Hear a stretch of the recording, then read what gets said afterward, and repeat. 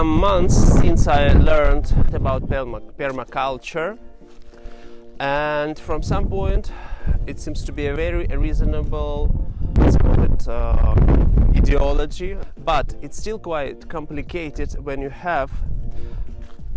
work with some soils, with some tierra like this. So you see, it's desert. So when it's desert, it's very complicated to start to accumulate water. Permaculture supposes that we use all the resources that we naturally have at your property. For instance, you have a stream, you have a river, or you have a lower point where you can get more water, and then around that point you start to build in the space. Start to plant some trees, some fruit trees, some fir trees, so you try to recreate the real situation in the nature. There is nothing to recreate in our case, so just have a look here. You see, so streams come from the hill, they go down here, so the erosion is very strong here, and even you can see that one of the cacti is dead. We have this palm tree that is struggling on getting some water from the soil. We have this tree, so this tree seems to be okay, but the rest of the place is basically dead. And also look at this, we have this Siempreviva. It's actually a very expensive plant. 10 milliliters of the essential oil of this plant costs around 110 euros.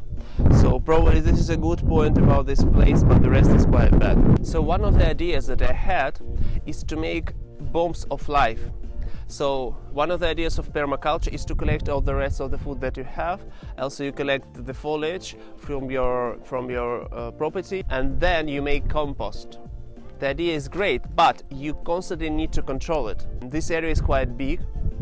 It would be complicated to create compost and then to cover the whole area with this compost, and then on the top of it to put straws. So my idea is to make holes each time when I have enough of rests of food, for instance, let's say the peelings of potatoes, all the rest of fruits and vegetables. And for instance, in this case today, we planted the duck onion, but some of the onions are not looking that fantastic. So I want to make a trench, and then I want to fill up this trench with these rest of this onion. So they will be rotten in time, but then on the top of that I want to plant all the duck onions that are still looking like this, so they still will be able to make some fruits. And also you can see that it has some bulbs on it, and also in a second I will show you. So this onion not only makes real onions like this, but also it makes these tiny seeds like this one. So let's see, will this work? I'm not gonna come again and to water it again, because I noticed that the duck onion grows quite well without regular water. We have a place where we had some duck onions like this, and they survived for about 6 or even more months without regular watering. So I want to see what will happen here. So let's dig a hole and let's get into the business. So now I need to separate the rests like this from the actual onion.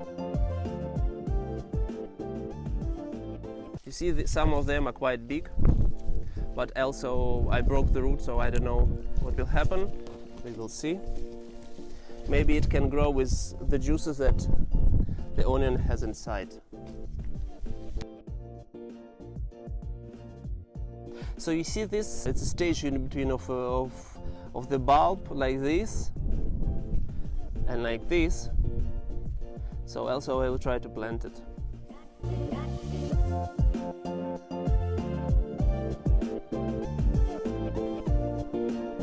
You see we have plenty of these dark bulbs, and for instance we have an object like this that still wants to live.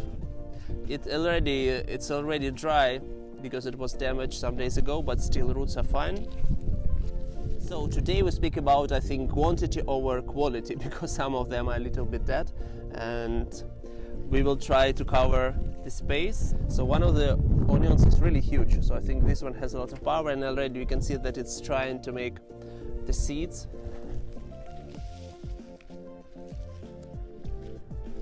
Okay, then I make it a little bit moist, so the bacteria will be activated. Okay, let's continue.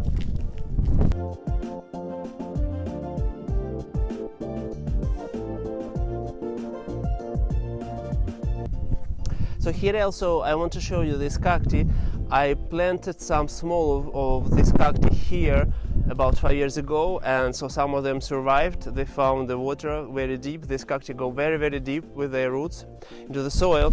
And also if you just have a look, so this is a baby. So here this family is happy. I just finished my last bomb of life. In total I did about 12 places where I moist the soil, then I put some derbish and I put some rest of this duck onion.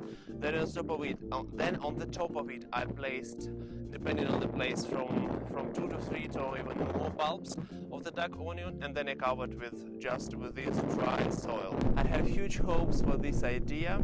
We will see, will they be vertical or they still will be laying down here, or maybe even they will die.